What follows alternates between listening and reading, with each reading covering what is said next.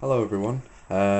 So today I thought I'd do a quick video on how I keep my geckos. I thought we'll just sort of show you guys. A lot of the time I'm doing an update or I'll do a feeding video or just something like that. Today is going to be sort of um, how I keep my geckos with the rack system and the vivs, and also I'll go through um, like things that I think, little things that I do that help me understand everything.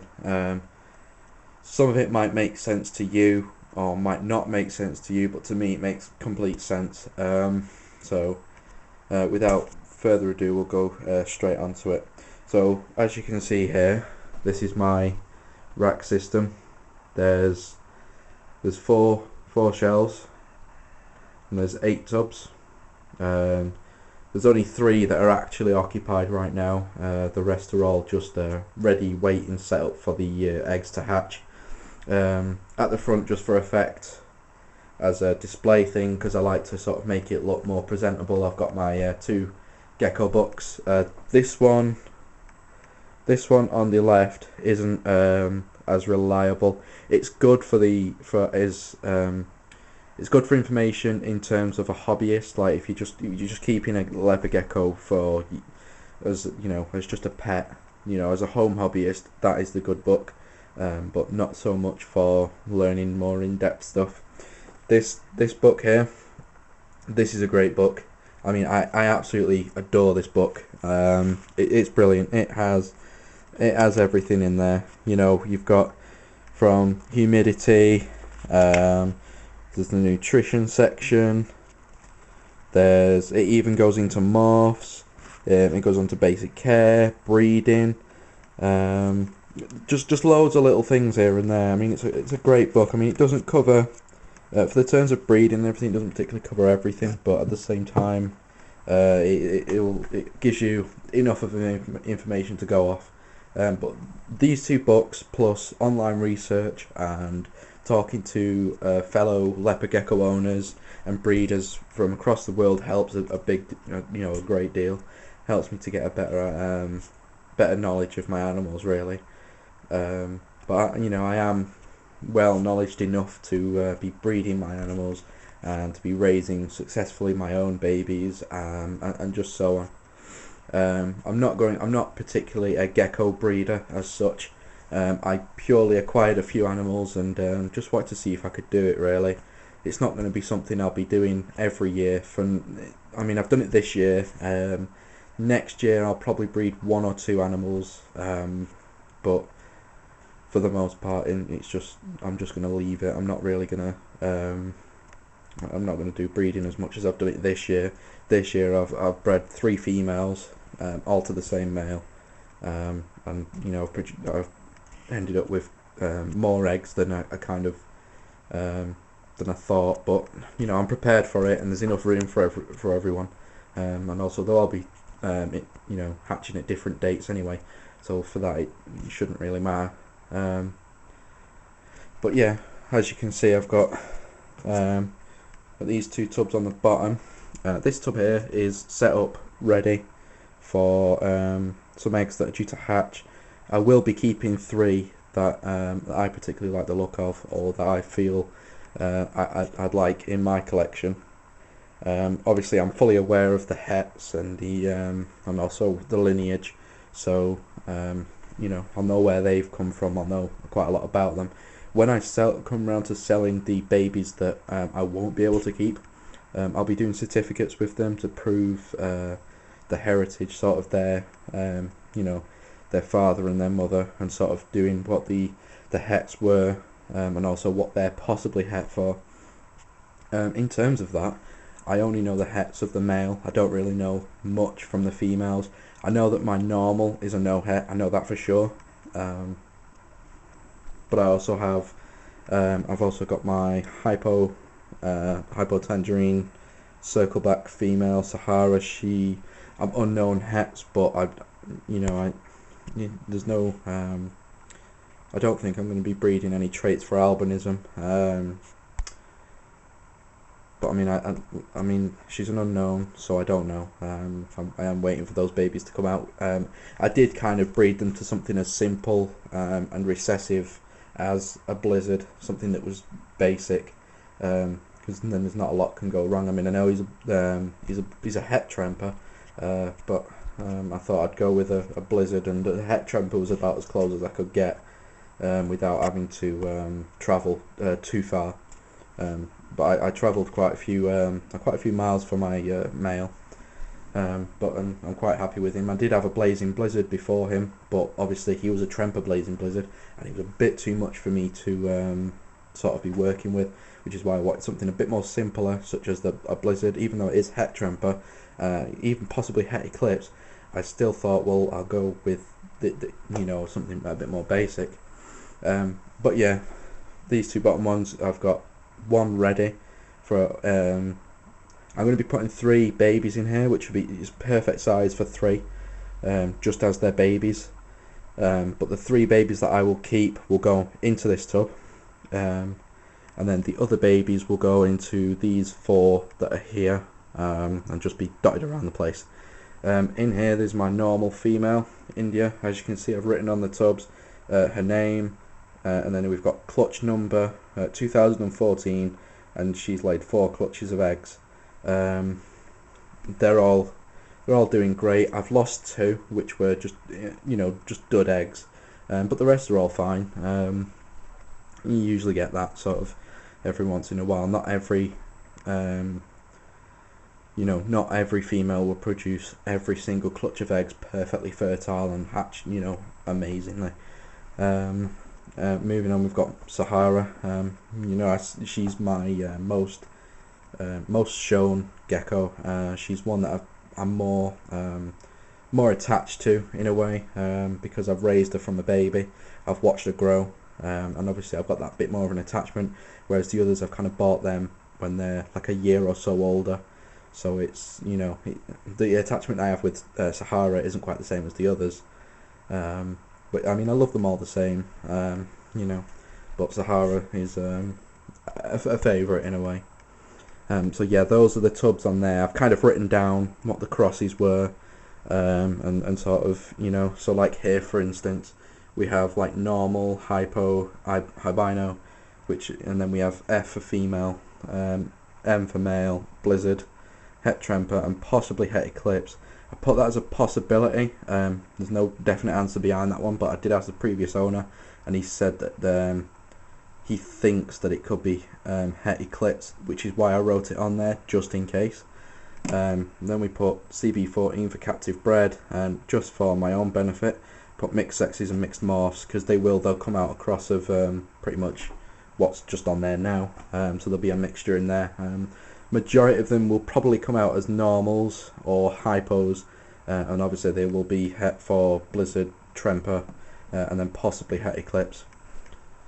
Again, same sort of thing, wrote them all down. There's plenty of hides and things all in there. So that's the rack system. It's lined with heat cable and stuck down with heat tape, the aluminium foil tape. There's my thermostat connected and setting brilliantly to sort of how I like it. My rack system is resting on top of my Chameleon's vivarium, so there's a little bit of extra heat on the bottom area. Works brilliantly for me.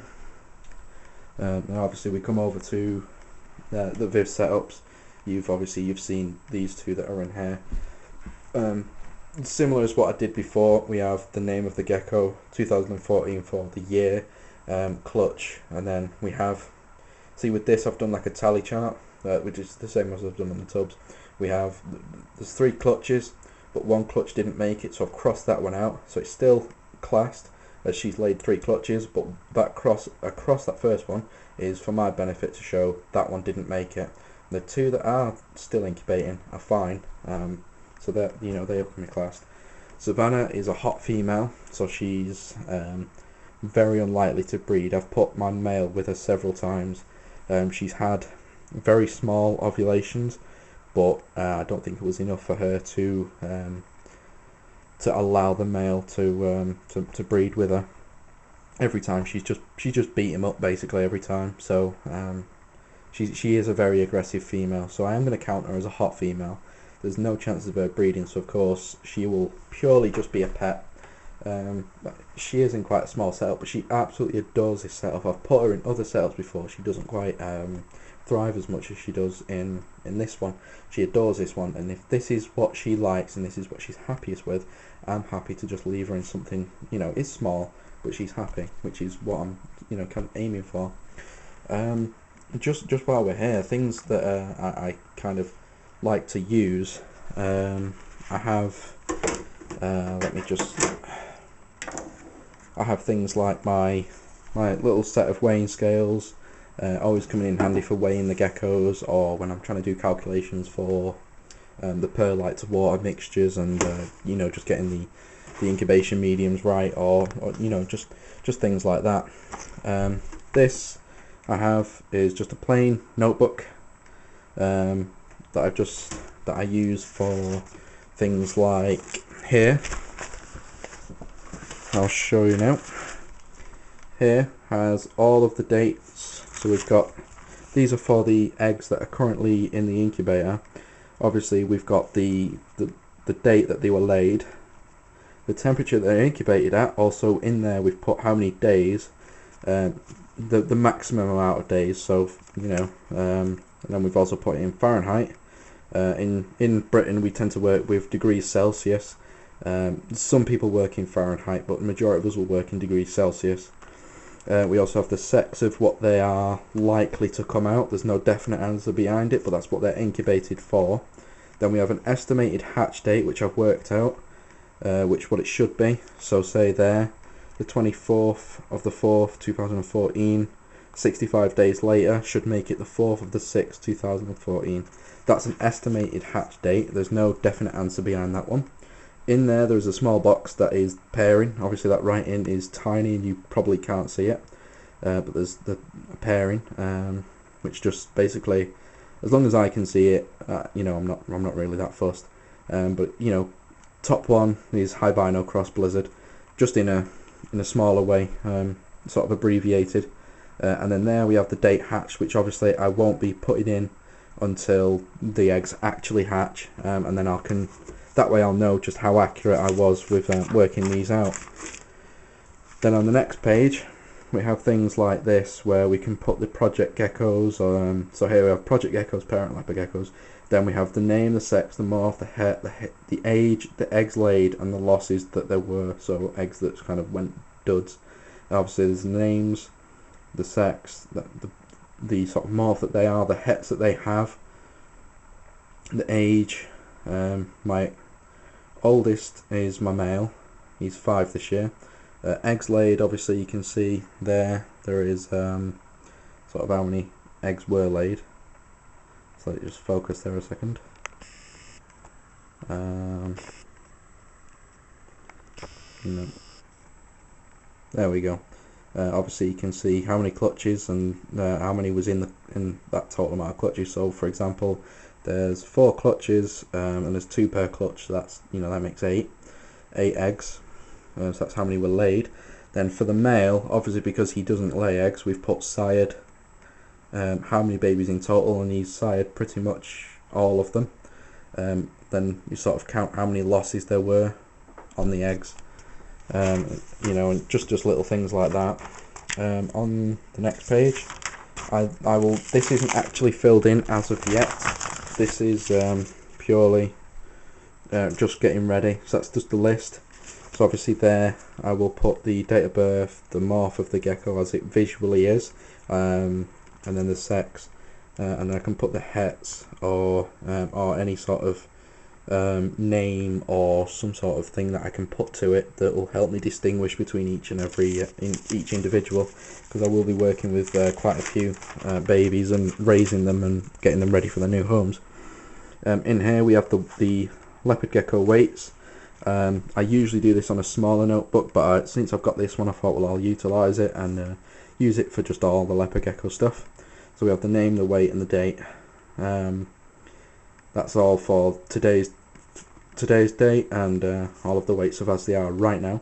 You considering it's been the breeding season. 3 of the females that I've actually bred were Asha, India and Sahara. Those females have done excellently well, considering Asha was only 65 grams when she started breeding. Is pretty damn good. You know, we've come to the end of the breeding season for my lot and she's weighing 44 grams, which is amazing. Savannah doesn't really, you know, she didn't do any breeding, so she's stayed at a nice healthy 80 grams. India was, again, about 65 grams. Didn't really go any more than 65, she is quite a small female. But, you know, 45 grams for the end of a breeding season is amazing. Sahara, again, she weighed 82 grams, and now she's weighing 61, which is amazing. Odin, the male, hasn't really eaten much, only thought about breeding. He was in the 70s mark and he's 65. So the geckos are doing well. They're coping with the whole breeding thing, but they're doing fine. So yeah, I mean, you're kind of aware of the supplements I use. We have calcium, multivitamin, and Vionate. The thing with this stuff, there is a tiny bit of Vionate, but I kind of stocked it up with, I added a mixture of calcium powder and also a broken cuttlefish bone. I basically just got 2 pieces of cuttlefish bone, rubbed it together, and it just, you know, the dust that comes off went straight into that tub. I put a little bit of calcium, a little bit of multivitamin, shook it up, and that's just the sort of ready to go mix. So sort of if I'm in a rush, I can just put a few little spoons of the powder in the dishes, and you know, or if I'm going away for a couple of days, I can go through and just put that in and just leave it with them. So that's the setups and their and sort of little things and notes that I use. So that's how mine are kept. As you can see, I will take you round to my incubator. We can have a look what's kind of going on. Go through to the next room. As you can see, my ferret is fast asleep. She'll probably be up in another couple of hours, or she might even wake up now, just because we're here in the room. As you can see, this incubator is my male one, 32 degrees. These eggs have been incubating at male temperatures. That one there, the middle one, the 7th of the 3rd, 2014, that should be ready to hatch in the next couple of weeks. I'm expecting that one to be fairly soon, actually. The embryo's moving about a lot. Same with these two down here, actually. They've got not really that much longer to go. That one's freshly laid, but looking pretty good. It hasn't deformed or deflated in any way. But it's obviously a different colour to the others, which is a bit odd. But yeah, those are my 4 male eggs. They're probably the only definite males that I'll be getting this year. I kind of wanted to stray away from incubating for quite a lot of males, but obviously I am going to need some, because I'm holding back 1 male and 2 females that I like the look of, so they will be kept behind with me. Obviously, as you can see here, we've got these eggs. These ones are due to hatch either at the end of this week or next week, and these will be a couple of weeks later. This one was laid yesterday. It's not the biggest of eggs, but I'm going to incubate anyway. The same again with these eggs. These were only laid a couple of weeks ago. That one was 2 weeks ago. That one was 2 weeks before those. Again, they're like the sort of end of the breeding season eggs, so they're not looking as great as the others did. Those ones in there, they're incubated at about 29-30, which should get me a mixture of males and females. Looking pretty good up to now. I should get a mixture of males and females, but I'm not that bothered on what I actually get right now. I know for a fact that I've got 5 definite females in here. I've got 4 definite males in the male incubator, these are incubated for female. Those down there are just for anything, but I'll just sort of leave those to it as they are and just wait and see what I get. Yeah, so here's my incubator actually up and running, and has been for many months. A bit of sad news while I'm here actually. There was an egg in here that was due to hatch. It did hatch last week, but unfortunately the egg hatched and then the baby died. Now I don't know what reason that was. It was from a first time female, but I don't see how that would affect the baby. Surely, if even though it is a first time female, surely if she's producing enough to make the baby and produce a fertile egg, then surely it should be enough for for the baby to be a strong and active one. But like I say, unfortunately didn't make it, and it just died. But hopefully all the other eggs should hatch and we'll be fine. You shouldn't really have any issues. But the others are all looking great, looking nice and plump. These two in particular are swelling up massively. They've doubled in size in the last couple of weeks, so I'm quite happy about that. I still see these shelves are currently all being used. I've only got one shelf left, but I don't think I'm going to get any more eggs now. I think if I was to have incubated all of my eggs in here, I probably would have filled this by now, but obviously I've got that one space left. But yeah, that's my eggs. They're all looking great. They should be ready to hatch within various dates. I should get I'm expecting 3 babies hatching next week, and then I'm expecting quite a lot of babies to be hatching middle of next month, and then also I've got a fair few hatching in June. But if you are in the Manchester area and you are looking for some more baby leopard geckos to add to your own collection, or if you just want a pet, try and get in contact with me through YouTube, and then obviously once we have a talk on YouTube about things, I can try to email or find other ways of contact, and then we can arrange something when I finally do get babies. I will be providing certificates of lineage, so if there's anybody who's adding to the collection, they know what they're working with. But yeah, it's about as best as I can do right now. Just before we go, because the video's getting pretty long here, we'll have a quick glance at my my ferret Luna.